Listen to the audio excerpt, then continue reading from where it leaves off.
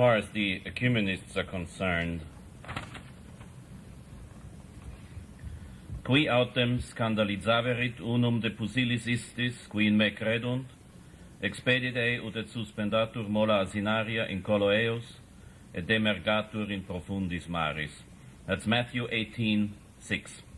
But whoso shall offend one of these little ones which believe in me, it were better for him that a millstone were hanged about his neck, and he were drowned in the depth of the sea. To that, amen to that. That's the words of our Lord on the modernists.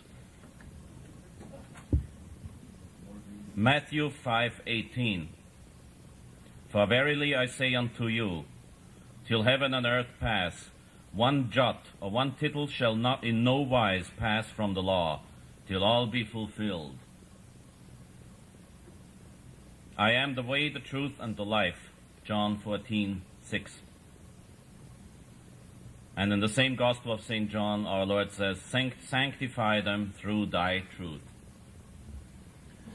Yesterday, somebody whom I don't want to mention complained to me that I'm too harsh and that I fight. I do our Lord's will. Non veni pacem mittere sed gladium. Think not that I am come to send peace on earth. I came not to send peace but a sword. And that today is a 50 caliber machine gun, not a sword anymore.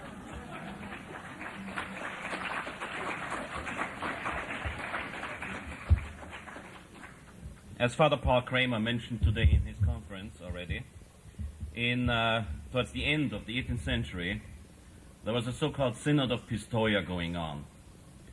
In 1786, a rather daring Leopold II, Archduke of Tuscany, sent a letter to all the bishops in the area requesting reforms in the church. Well, I have said everything that had to be said, and Father Paul Kramer has said everything that had to be said about reforms in the church, so I don't have to repeat that. Anyway, in 1786, a couple of bishops got together and came up with 84 theses that were worked out into large documents requesting reforms within the church. Because of political difficulties, and when I say political difficulties, I don't mean that at that time the Pope was a coward. Pius VI was not a coward, he was a heroic Pope. But he was in really big trouble, but that's another story for a lesson on history. So because of that, it needed until 1794 that the proposals of the Synod of Pistoia were formally and solemnly condemned by Pius VI. In the introduction to his document, unfortunately I don't have an English translation of the document, so I have to quote by memory. Don't shoot me if I make a mistake. In the introduction to his document, he says that the reformers, he still calls them the reformers, the liberals. The liberal reformers hide their intentions behind a duplicity of language, behind ambiguous terms. They deliberately use weak terms, ambiguous terms, and incomprehensible terms to hide their real intentions. Now, here's one thing that's very important. Most of the papal encyclicals are written to the bishops. As a matter of fact, all of the papal encyclicals that are quoted yesterday were written by the Pope, addressed to all the bishops. So he's trying to straighten out the bishops, and he tells the bishops what they have to do. Now, it's very important to notice that Auctorem Fidei in 1794 was addressed to all of the faithful. So what Pius VI says in this document is not only ordinary teaching, but it's directly addressed towards the faithful of the Catholic Church. And it tells them, he says literally, the praise of a synod is in clarifying the terms, not in coming up with ambiguous terms. That means without knowing what would happen in 1962 following, Pius VI in Auctorem Fidei already condemned Vatican II that is jam-packed with ambiguous terms, ridiculous terms, newspeak, and heresies and blasphemies and errors. Very soon I'm going to register a video in Los Angeles where I will tear apart Vatican II and put it where it belongs, in the trash can. And thank you.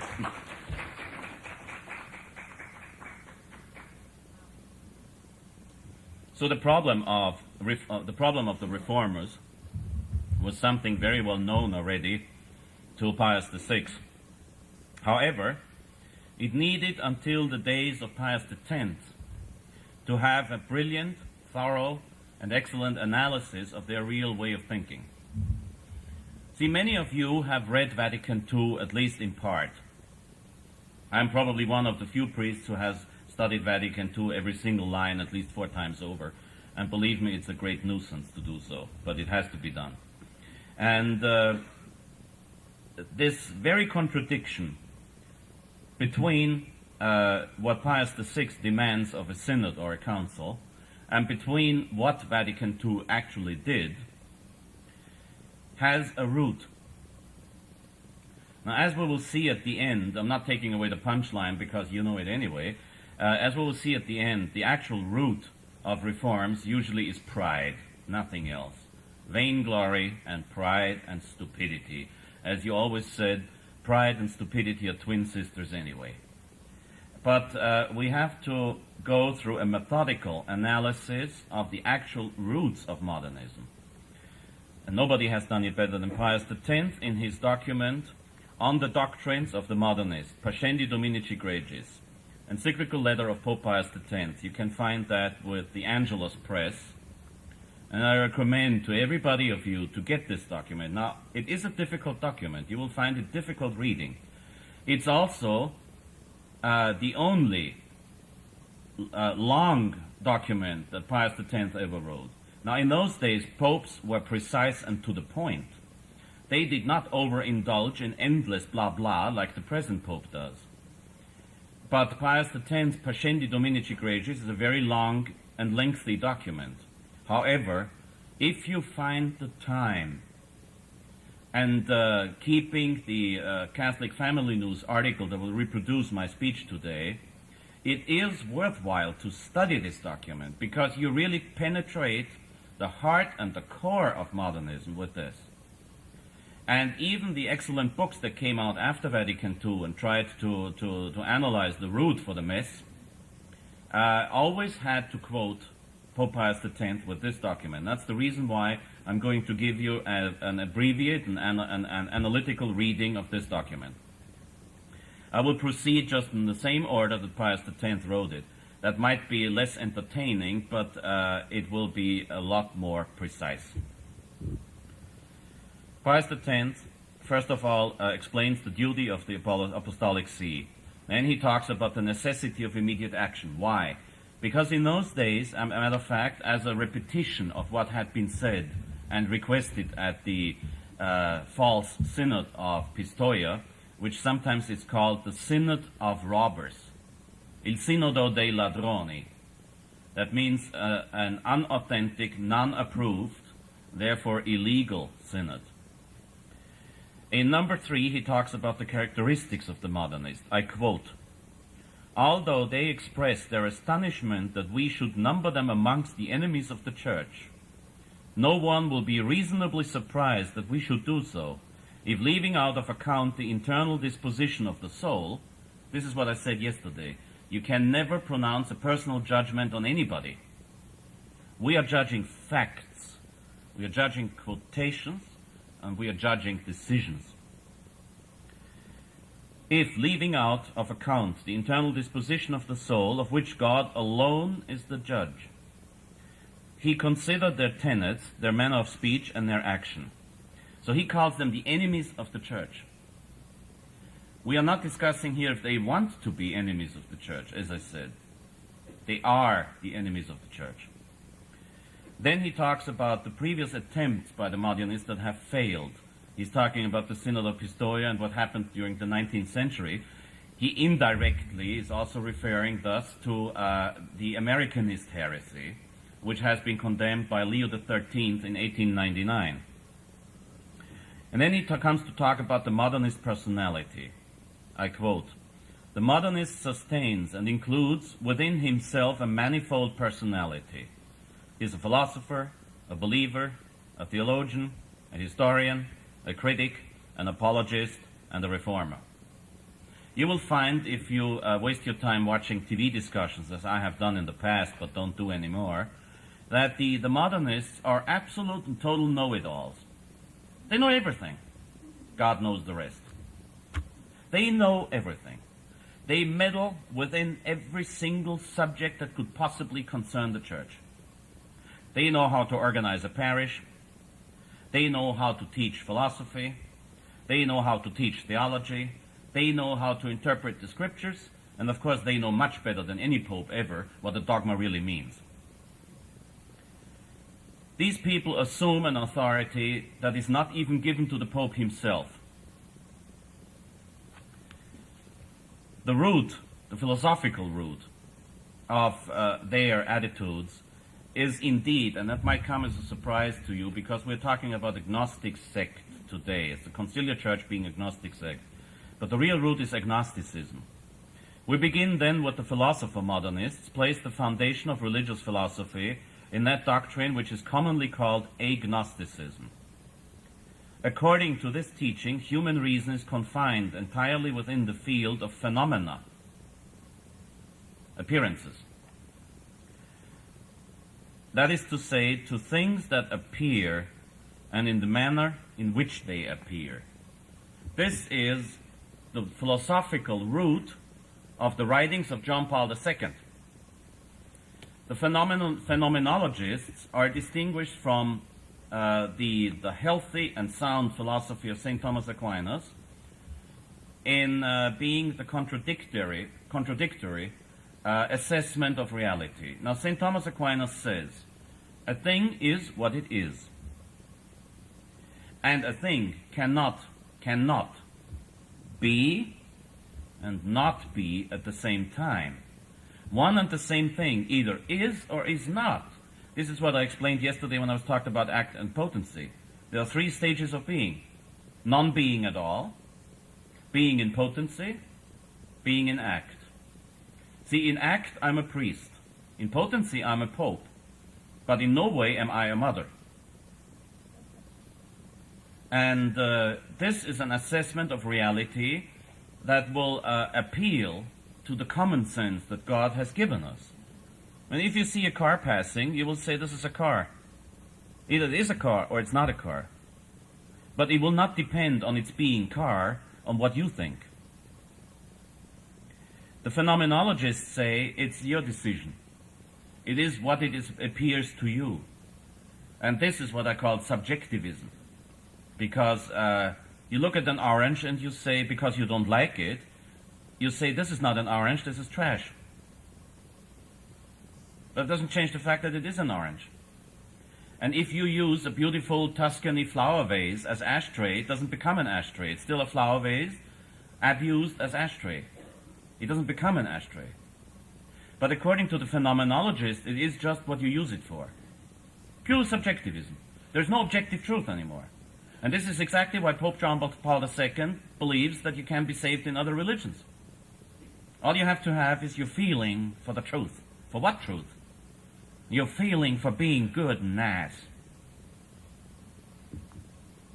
And this is a result, this subjectivism is a result of the modernists' belief in what St. Pius X, who has read some of the worst modernist authors, calls vital immanence. The positive part of this agnosticism consists in what they call vital immanence.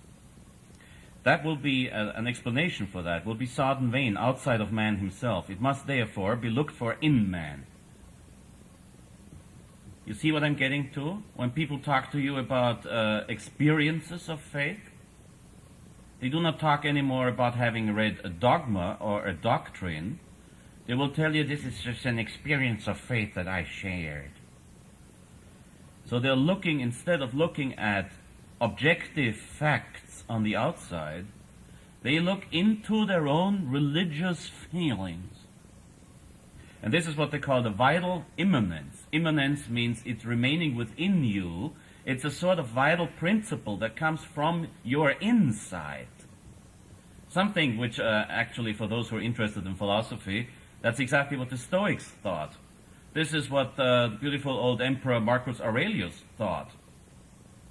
Well, Marcus Aurelius was not a Christian. It must therefore be looked for in man. And since religion is a form of life, the explanation must certainly be found in the life of man. In this way is formulated the principle of religious immanence. You see, it's in man. It's not the objective revelation coming from God. It is not tradition handed down from generation to generation in the church, from pope to pope in the church. No, it is all within ourselves. You see, this is the root for the blasphemous statement in Gaudium et Spes of Vatican II, number 12, where it says, believers and non-believers alike agree with the fact that all the church's efforts are directed towards man. Where's the greater glory of God? It's within us, within ourselves. This is what they think, and this is what they teach. When the Jesuits were still Catholics in the old days, their coat of arms said, ad maiorem Dei gloriam, to the greater glory of God. And the motto of my personal coat of arms is, omnia ad maiorem Dei gloriam, everything to the greater glory of God.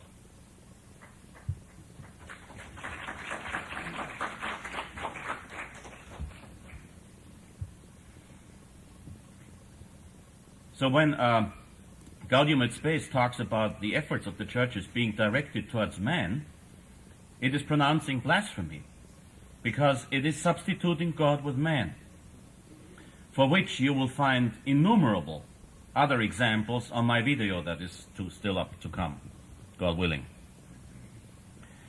And this is why they say revelation for them is at the same time of God and from God.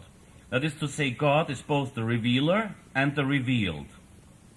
And if we look for this revelation within ourselves, then we are revealing ourselves to us. Does that sound absurd enough? Well, Gaudium et Spes number 22 says so. For in his becoming man, Christ has revealed man to himself. Gaudium et Spes 22. And the Pope quotes this a couple of dozen times in his encyclicals and letters and whatever else he writes.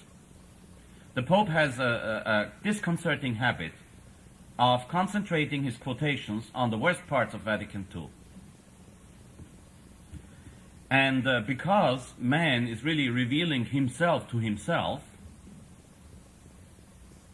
we have what St. Pius X calls the religious consciousness and regarding the religious consciousness and faith from this venerable brethren. He's talking to the bishops in this encyclical, as I said before.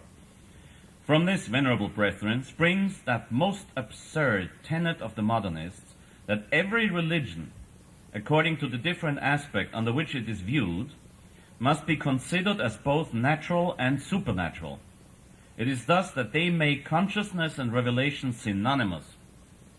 Consciousness means my being aware of what is revealed, and revelation meaning what is revealed. So my being aware of revelation is actual revelation to me. That means I don't need the church handing over a dogma to me. I have it within me anyway, which is the explanation why they believe that all religions lead towards God, including the voodoo magicians in South Africa, to whom John Paul II, he was addressing Satanists, to whom John Paul II was giving praise on religious liberty, as if he was talking to an acceptable and respectable religion. Now get this, the present Pope is calling Satanism indirectly an acceptable and respectable religion, that falls under the paragraph of liberty of religions proclaimed by Vatican II. From this they derive the law laid down as the universal standard according to which religious consciousness is to be put on an equal footing with revelation. You see? What I feel inside is equal to revelation. Do you understand now how it is possible that they say that tradition is improved and will grow with our experiences and our studies? Yes, of course, if we are the ones who reveal the truth to ourselves, sure we can improve tradition. And that is, it must all submit, even the supreme authority of the Church, and that to it all must submit, even the supreme authority of the Church, whether in the capacity of teacher or in that of legislator, in the province or of sacred liturgy and discipline. That means what I feel is right. And if I feel that the new Mass is beautiful and right, then the new Mass is beautiful and right, period. This is total religious anarchy. It is speeding by far and going by far beyond all the Protestant teachings we've ever had. It is thus that the religious sense, which through the agency of vital immanence emerges from the lurking places of the subconsciousness. Ah, there is God already. It is the germ of all religion and the explanation of everything that has been or ever will be in any religion. This sense, which was first only rudimentary and almost formless, under the influence of that mysterious principle from which it originated, gradually matured with the progress of human life. See that? Gradually it matured. The source of our religion is gradually maturing, of which, as has been said, it is a certain form. This, then, is the origin of all, even of supernatural religion, for religions are mere development of this religious sense.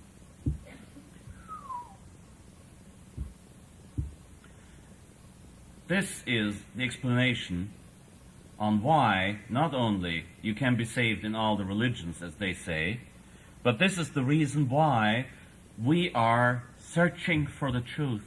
I'm not searching for the truth. I have it here. Denzinger Schönmetz, a collection of papal documents and dogmas. I got the truth in this book. I'm not searching for it.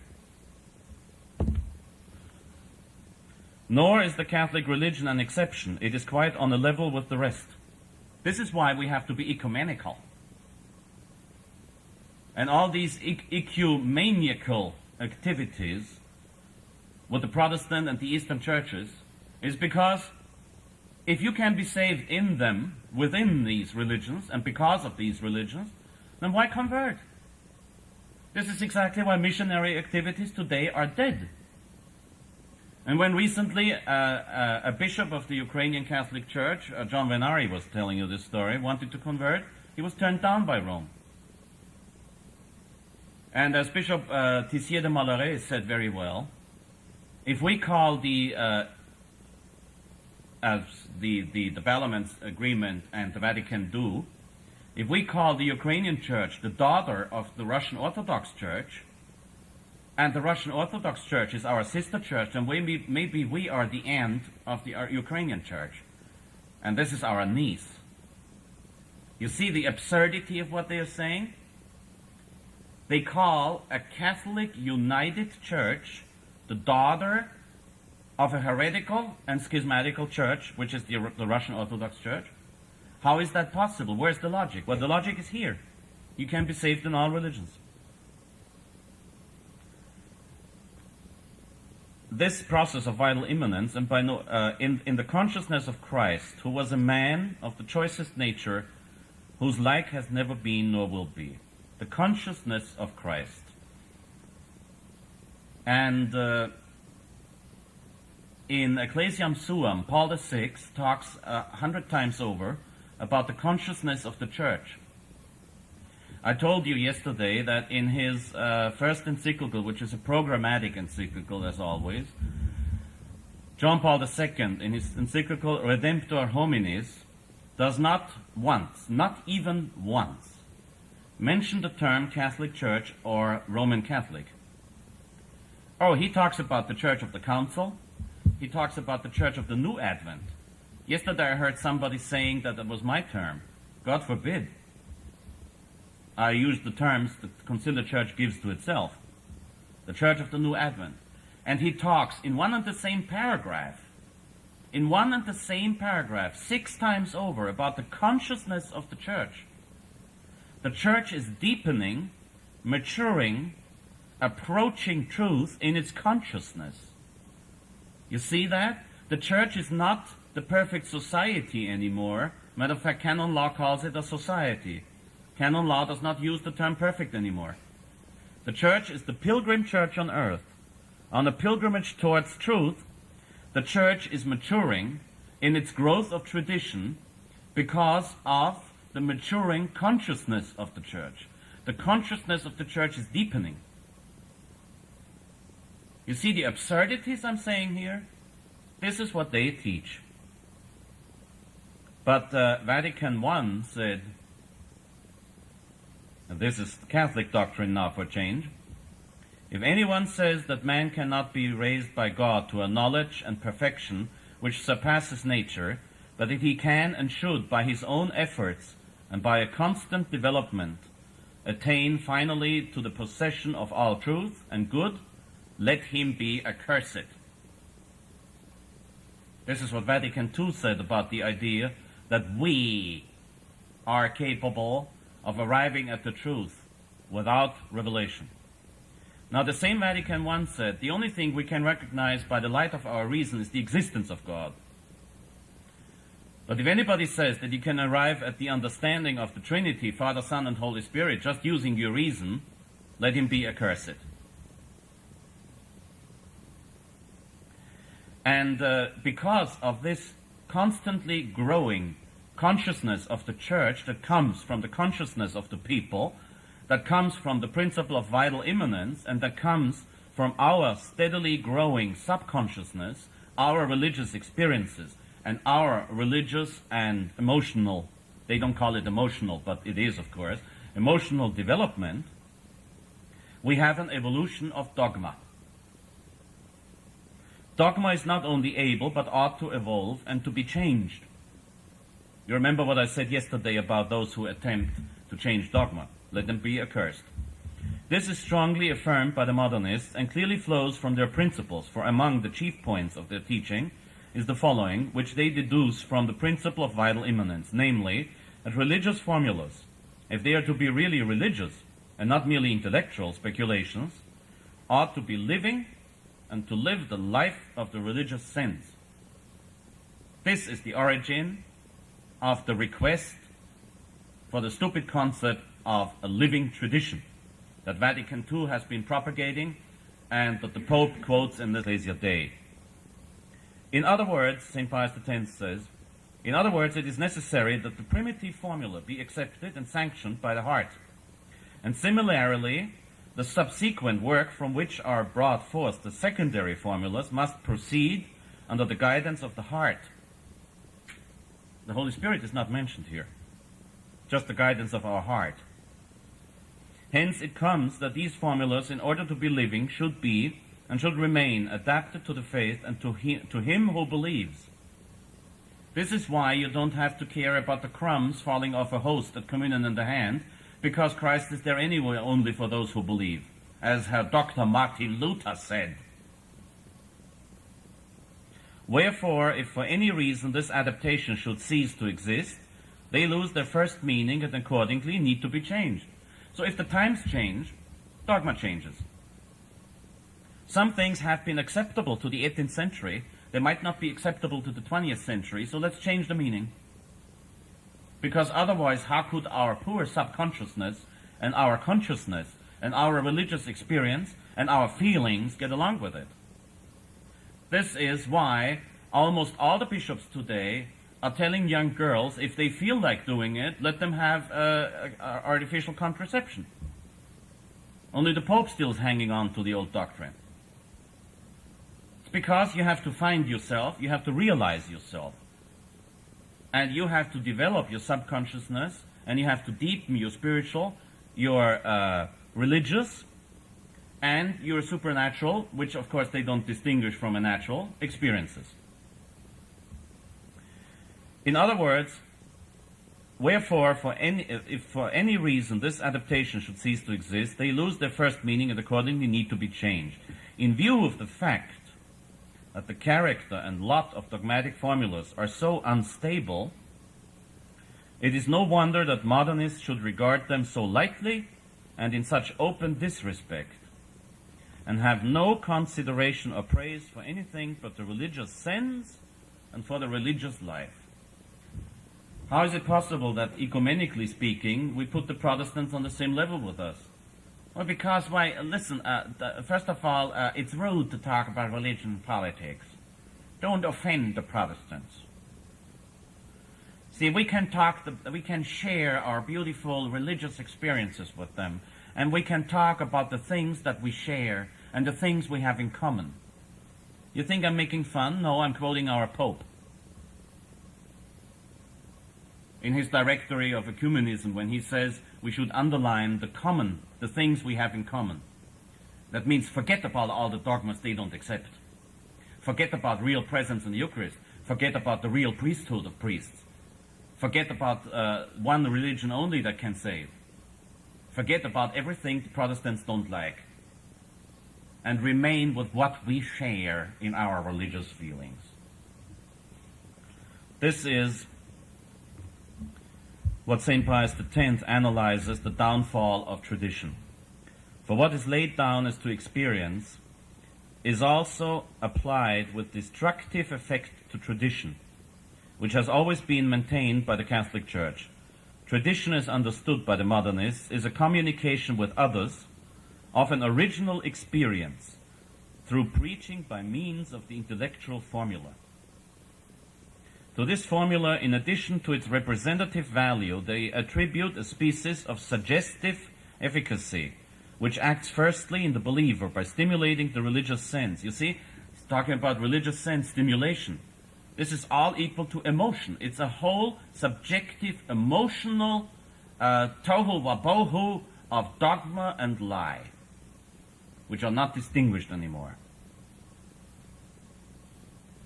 Should it happen to have grown sluggish, that religious sense, and by renewing the experience once acquired, and secondly, in those who do not yet believe, by awakening in them for the first time the religious sense and producing the experience. In this way is religious experience spread abroad among the nations, and not merely among contemporaries by preaching, but among future generations both by books, by oral transmission from one to another. So tradition is not anymore the transmission of the content of Holy Scriptures and from what has been handed down from us to us after the death of the last apostle, when Revelation was concluded.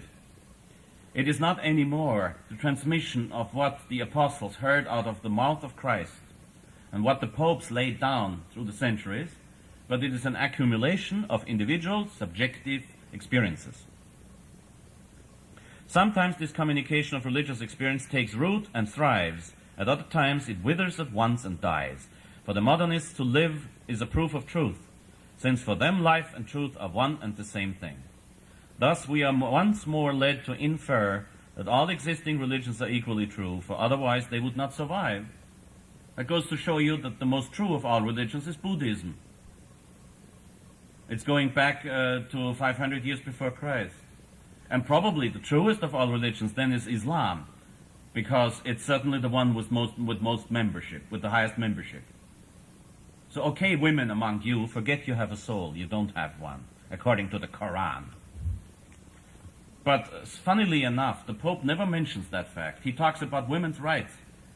He allowed altar girls, and at the same time he praises Islam and the Quran. He dared to call the Quran a holy book. The Pope of the Roman Church, the Holy Father, the Bishop of Bishops, had the audacity to call the Quran, in which it says that the infidels must be killed and women have no souls, he called that a holy book. Now, as far as the methods of the modernists are concerned, St. Pius X says, in their writings and addresses, they seem not unfrequently to advocate doctrines which are contrary one to the other. Does that ring a bell after you read Vatican II? So that one would be disposed to regard their attitude as double and doubtful. But this is done deliberately and advisedly, and the reason of it is to be found in their opinion as to the mutual separation of science and faith. That's one of the oldest problems in Christianity. Just recently the Pope has dared to reconcile Galileo Galilei with the Church. Galileo Galilei was not condemned because he said that the earth revolves around the sun. Galileo Galilei was condemned to silence because he dared to say that modern science proves the book of Genesis wrong. You see, Pope Barberini, Urban VIII, the one who gave me my privilege, thank him for that, he discovered the completely unknown Galileo Galilei and appointed him to the chair of mathematics and physics at the University of Bologna. Now, at the University of Bologna, which in those days all universities were Catholic, Galileo Galilei was supposed to teach mathematics and physics. No, he didn't do that.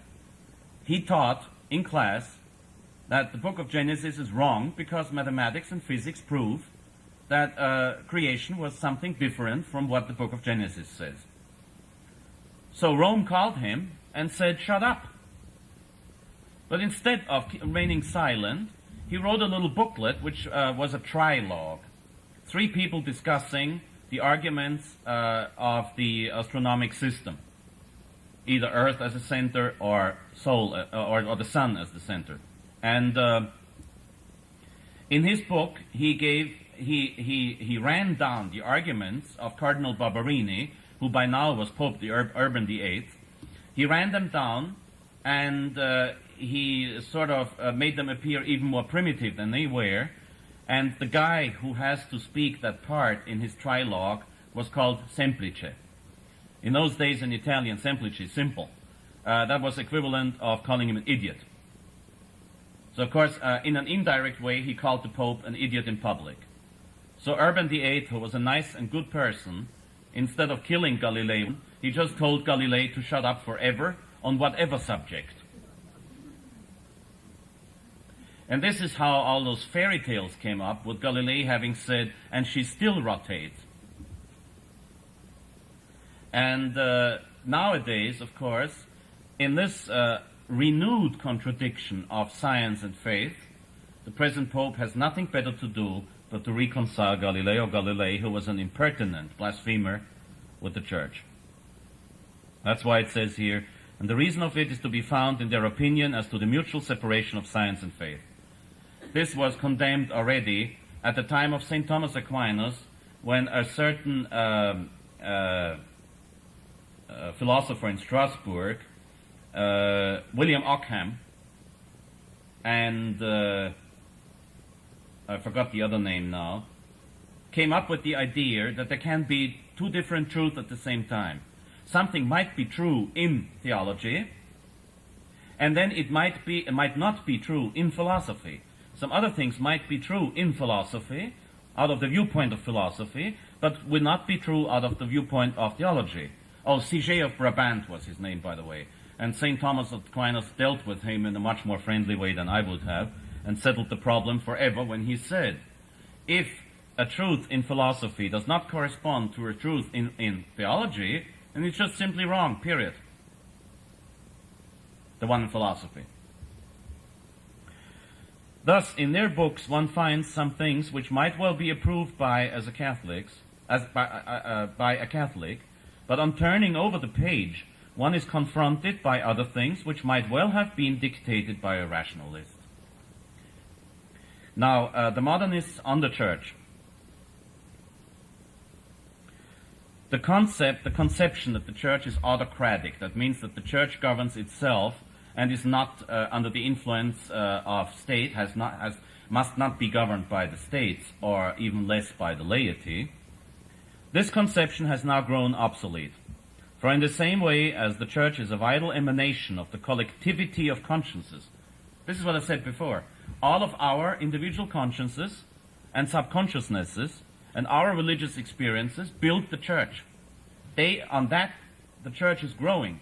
We are the fundament of the church, not God.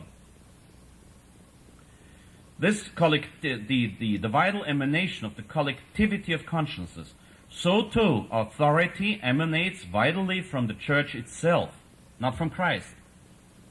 You know as Catholics that the church is the mystical bride of Christ, and like in a good marriage, where wife will be subject to husband, the church is subject to Christ. But not for the modernists. Authority, therefore, like the church, has its origin in the religious conscience, and that being so is subject to it. Should it disown this dependence, it becomes a tyranny. For we are living in an age when the sense of liberty has reached its highest development. In the civil order, the public conscience has introduced popular government. Don't we know that? Now there is in man only one conscience, just as there is only one life. It is for the ecclesiastical authority, therefore, to adopt a democratic form, unless it wishes to provoke and foment an intestine conflict in the consciences of mankind. The penalty of refusal is disaster.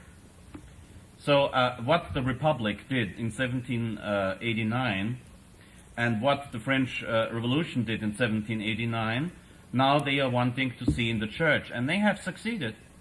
They have succeeded. There's the principle of collegiality that you find in Lumen Gentium. There is all the bishops' conferences, there's all the synods, there's all the parish councils, the bishops' councils, the priests' councils. It's the Soviet church. The word Soviet means council. So you have a parish Soviet, you have a diocesan Soviet, you have a national bishops' conference Soviet, and you have the synod in Rome, which is a Soviet, of course. It has become a bureaucratic hierarchy of Soviets. And considering that 95% of the bishops are far-out liberal leftists, we have a socialist Soviet republic instead of the old church. Sovietskaya Socialistitskaya Katolika Respublika. Buonanotte. That explains why the church and the state have to be separated. You know that doctrine has been condemned by Gregory XVI in Mirari Vos. It has been condemned by Pius IX, by Leo XIII, by Pius X, by Pius XI, by Pius XII. John the 23rd wanted it. Paul VI wanted it. John Paul I wanted it, and John Paul II is practicing it. Pius X knew that in 1907. The state must therefore be separated from the church, and the Catholic from the citizen. Every Catholic, from the fact that he is also a citizen, has the right and the duty to work for the common good in the way he thinks best, without troubling himself about the authority of the church, without paying any heed to its wishes, its counsels, its orders, nay, even in spite of its rebukes. For the church to trace out and prescribe for the citizen any line of action, on any pretext whatsoever, is to be guilty of an abuse of authority, against which one is bound to protest with all one's might. Venerable brethren, the principles from which these doctrines spring have been solemnly condemned by our predecessor Pius VI in his Apostolic Constitution Auctorem Fidei. You know what Dignitatis Humanae says in Vatican II? The state does not have the right to impede other religions from practicing publicly. That's in Vatican II. And that's a sentence that has been explicitly condemned by Pius IX in his Syllabus of Errors. Now, back to tradition and progress. Pope Pius X understands that the future is going to show that although evolution is urged on by needs of necessities, yet if controlled by these alone, it would easily overstep the boundaries of tradition, and thus separated from its primitive vital principle, would make for ruin instead of progress.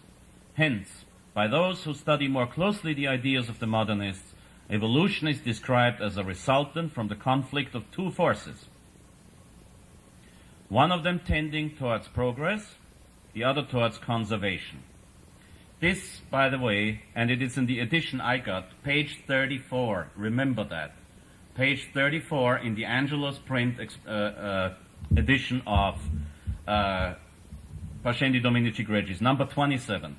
This is the most important of all the paragraphs of the whole document. This is the demasking, the unmasking of the Opus Dei. It is the unmasking of all the so-called conservative forces in the conciliar church. It is the total unmasking of Cardinal Ratzinger. It is the unmasking of the Commission Ecclesia Dei. Evolution is, listen very carefully. Evolution is described as a resultant from the conflict of two forces, one of them tending towards progress, the other towards conservation. The conserving force exists in the church and is found in tradition. Tradition is represented by religious authority, and this both by right and in fact. By right, for it is in the very nature of authority to protect tradition. So it's not because it's coming from God, but because it needs each other. And in fact, since authority, raised as it is above the contingencies of life, feels hardly or not at all the spurs of progress. The progressive force, on the contrary, which responds to the inner needs, lies in the individual consciences and works in them, especially in such of them as are in more close and intimate contact with life. You heard about the bases knowing everything and the bureaucrats up there knowing nothing? Talking about the church, mind you, not Washington. Well, there it is true, eh? You heard about that, right? So, as they are more close and intimate, and in intimate contact with life, they know it. Already we observe, venerable brethren, the introduction of that most pernicious doctrine which would make of the laity the factor of progress in the church. Now it is by a species of covenant and compromise between these two forces of conservation and progress, that is to say, between authority and individual consciences, that changes and advances take place. So if anybody calls me a conservative, watch out. In politics, I'm a die-hard Republican and conservative. In religion, I am not a conservative, I'm a Catholic. I've never been a progressive, I've never been a conservative. Because you see, this is the Marxist principle of dialectics. You create discussion, and with that discussion, you bury everything else. The church does not discuss. The church does not dialogue. The church teaches, period. And Christ said, who can take it, take it. Quis capere potest capiat. If not, go to hell, as the Irish say. You don't want it, you're lost.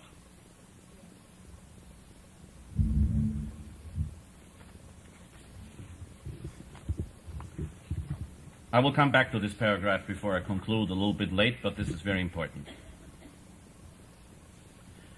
The modernist, as a reformer, wishes philosophy to be reformed, especially in the ecclesiastical seminaries. They wish the scholastic philosophy to be relegated to the history of philosophy and to be classed among absolute systems. They desire the reform of theology. Rational theology is to have modern philosophy for its foundation, and positive theology is to be founded on the history of dogma. This is exactly the thinking of our present Pope. He's grown up with the wrong philosophy of phenomenologism, and he's stuck to it. He does not understand the Thomistic system of theology that has been explicitly approved by the Holy Office under St. Pius X in 1910. Dogmas and their evolution, they affirm, are to be harmonized with science and history. This is why we have to adapt to present circumstances. Regarding worship, they say the number of external devotions is to be reduced, and steps must be taken to prevent their further increase. Well, that happened, didn't it? All the processions are gone, all the devotions are gone, and we just say hi to each other and shake hands for a Sunday worship together. The rest of the encyclical talks about methods of healing the great problem. And before I conclude this with another quotation that will offend many of our enemies, I go back to the progressive and the conservatives. I read again. Hence, by those who study more closely the ideas of the modernists, evolution is described as a resultant from the conflict of two forces. So Cardinal Ratzinger is the conservative who believes in authority, therefore affirms everything the Pope says, and wants everybody else to think the same way. But at the same time, he does not condemn anybody, except Lefebvre. And then we have the laity as the basis of the church. They are the people out in real life. They are the ones to know what our consciousness and our conscience needs. So only if those two forces are in dialogue, the conservatives who know all the rules, who are the sticklers to paragraphs, who are the sticklers to canons and rubrics, only if they dialogue with the simple people, the laity, who know everything because they are out there in real life, not behind the closed walls of a monastery where you can't know anything, only if they dialogue, changes and advances can take place. Now, St. Pius X here condemns the idea of the laity as the basis of the church. A certain so-called blessed José María Escrivá de Balaguer, founder of the Opus Dei, sees the basis of the church in the laity. He said so, and I'm quoting books by José María Escrivá de Balaguer, not by all the many enemies of the Opus Dei. Can somebody who taught something that was against what St. Pius X teaches in this encyclical be canonized? Well, rest assured, in the Church of the New Advent, everything is possible. I'm not discussing the fact if poor José María Escrivá de Balaguer is in heaven or not. I don't have any problem with seeing him in heaven. But we are talking about the objective beatification and canonization of somebody whose life has to be in correspondence with what tradition demands of somebody to be canonized. José María Escrivá de Balaguer always insisted on the laity. He speaks about the vocation of the laity. There is no such thing. Anything you as lay people are called to, you're called to by priests. If not, it's not a vocation. I asked you yesterday to stick to your sensus fidelium and to stand up against the Church of the New Advent. So a priest told you to do so, and inasmuch as I have the right to tell you so, and inasmuch as I am right in telling you so, you have, therefore, a vocation to do that given to you by me as a simple and humble instrument of God, the source of all vocation. But there is no such thing as a vocation of the laity itself. But the so-called blessed José María Escrivá de Balaguer says so. St. Pius X, I read that line again.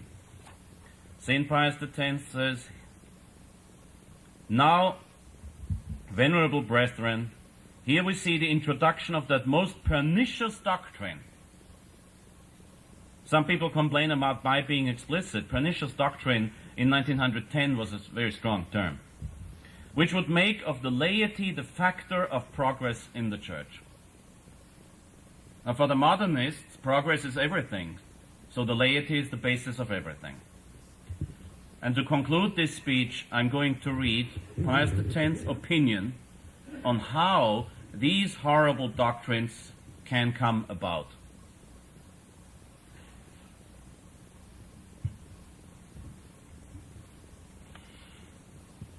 But it is pride which exercises an incomparably greater sway over the soul to blind it and lead it into error. And pride sits in modernism as in its own house, finding sustenance everywhere in its doctrines and lurking in every aspect. It is pride which fills modernists with that self-assurance by which they consider themselves and pose as the rule for all. It is pride which puffs them up with that vainglory which allows them to regard themselves as the sole possessors of knowledge, and makes them say, elated and inflated with presumption, "We are not as the rest of men," and which, lest they should seem as other men, leads them to embrace and to devise novelties even to the most absurd kind. It is pride which rouses in them the spirit of disobedience and causes them to demand a compromise between authority and liberty. It is owing to their pride that they seek to be the reformers of others while they forget to reform themselves, and that they are found to be utterly wanting in respect for authority, even for the supreme authority. Truly, there is no road which leads so directly and so quickly to modernism as pride. When a Catholic layman or a priest forgets the precept of the Christian life which obliges us to renounce ourselves, if we would follow Christ and neglects to tear pride from his heart, then it is he who most